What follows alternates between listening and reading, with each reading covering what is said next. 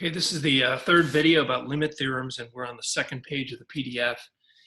And we're going to look at limits at infinity. So these are a little different. So they're saying is what happens when we put larger and larger values in. And before I do these, let me just always remember when you're doing limits, you can always graph the function. And for infinity, you can put in bigger and bigger x values and just see what happens to the y values. You know, never forget the big picture that limits are just y values. But how we handle these limits at infinity, first of all, for rational functions, what you can do is divide, the kind of the trick, I guess, is that you'll divide numerator and denominator by the largest power. In this case, it's x squared. We're going to divide everything in the top and bottom by x squared. And when we do that, we got the limit as x approaches infinity. Oops, that wasn't too bad. We're going to divide everything by x squared. So I get 1 plus 13 over x over 2 minus 5 over x squared. And, you know, we have a limit theorem, and I guess I should have written it up top. The limit as x approaches infinity of 1 over x equals 0. And that one's kind of obvious. That's like the harmonic sequence converges to 0, right? If the bottom of a fraction gets really, really big, the fraction gets close to 0. So as a result here, when we start putting in infinite values for x, these guys where you're constant up top and you have an x in the bottom, both of these go towards 0, right? And so what are you left with here at infinity? You're left with a 1 plus 0 over a 2 minus 0. You're just left with 1/2. What are limits at infinity? They're horizontal asymptotes. So guess what? We've seen these. You saw these back in chapter 7 when we looked at rational functions, which wasn't all that long ago. If you want a real trick, look at the leading coefficients of top and bottom, or I'm sorry, the leading terms, right? This is a deal where they're both second power, so they tie. So we look at the leading coefficients, and the leading coefficients there are 1 over 2, right? That's a 1x squared over 2. So that's why it goes to 1/2. But I showed you mathematically why that actually happens. Again, same thing here. If you look at number 7, I'm going to divide, in this case, I'm going to divide top and bottom by x to the 4th, right? So I'm going to divide everywhere up top by x to the 4th, divide everywhere at the bottom by x to the 4th. And let's rewrite it again. I haven't done my limit, so the limit as x approaches infinity, right? 7x squared divided by divided by x to the 4th gives 7 over x squared. I got 19 over x to the 4th. X to the 4th divided by x to the 4th is 1. And I got 5 over x to the 4th is minus 5 over x to the 4th. Okay, so here we go. As I plug in an infinite value, what am I going to get here? I'm going to get a 0 here, right? I'm going to get a 0 here. I'm going to get a 0 here, and I'm going to end up with here with 0 up top, right? And a 1 in the bottom, and 0 divided by 1 is 0, right? So this function, that rational function, would have had a horizontal asymptote at 0. And again, if you're an ultimate shortcut person, if you can think back to chapter 7, we saw when the degree in the denominator was higher than the degree in the numerator, there was a horizontal asymptote at 0, which gives you a limit at 0, right? So, you know, the title of this is Limit Theorems.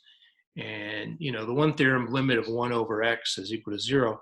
Well, in general, the limit at infinity of any constant over x is still 0. It doesn't have to be 1. It could be any number. It could be 1,000,000 over x. It really does not matter, because when the denominator becomes infinite, your fraction's going to converge to 0.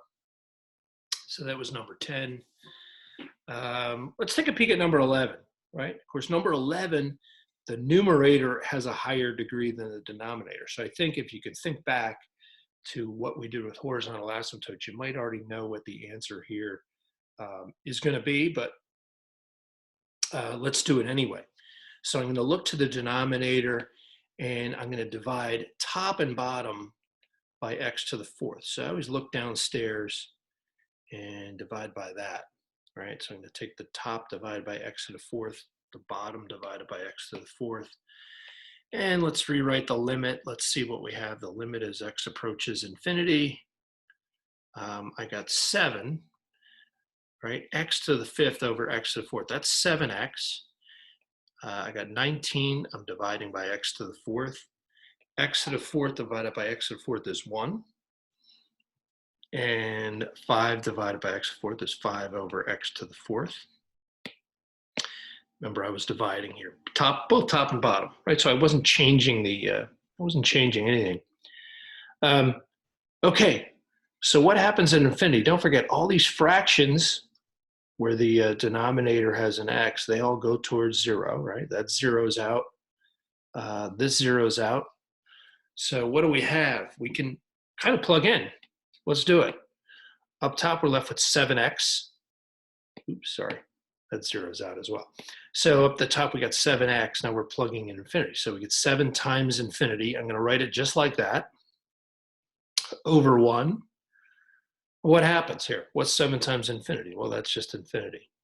So we could say, there's 3 ways to say this. You could say infinity. You could say this diverges. You could say the limit does not exist. They're all true, right? It doesn't have a limit in the sense it's a number. It just becomes infinite. This last one is number 12. I don't have like a really cool algebraic shortcut by dividing top and bottom. So I'm going to tell you what you could do here. Don't forget, you can always graph that and kind of look at the horizontal asymptote. Remember, limits at infinity are horizontal asymptotes. Well, let's look at the powers. You know, at first glance, the bottom is quartic, but it's the square root. So it's really second degree. So the bottom, you know, in your brain, you're thinking, hey, wait a minute, that's really an x squared because I'm taking the square root of a fourth power. And the numerator, of course, is second degree. So I got a second degree over second degree. They tie. So I guess I need another color here.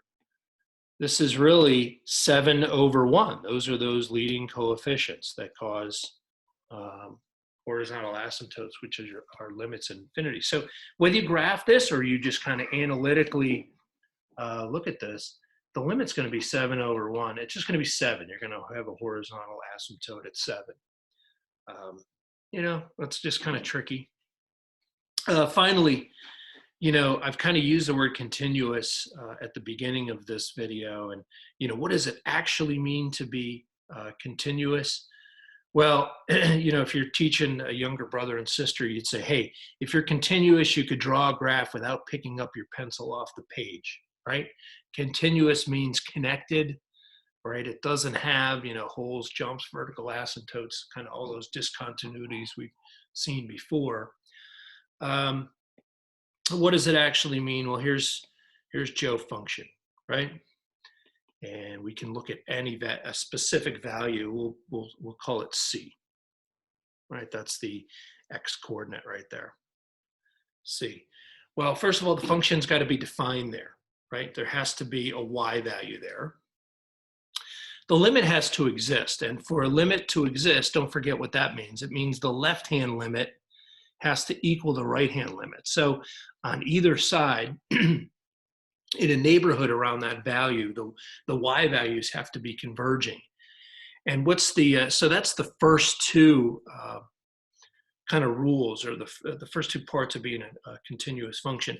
And the third one says that the limit has to equal the function value there. In other words, the limit at C has to equal f at C. In other words, they all have to converge on that one point, right? And that's what it means to be continuous at a point C. A continuous function, every point has that property. So there's kind of no breaks in the curve. So that got a little bit in the weeds. It got a little eggheady, but when they talk about a continuous function as you head towards calculus, that's really what they're talking about. Okay, hopefully that helped. See you in the future.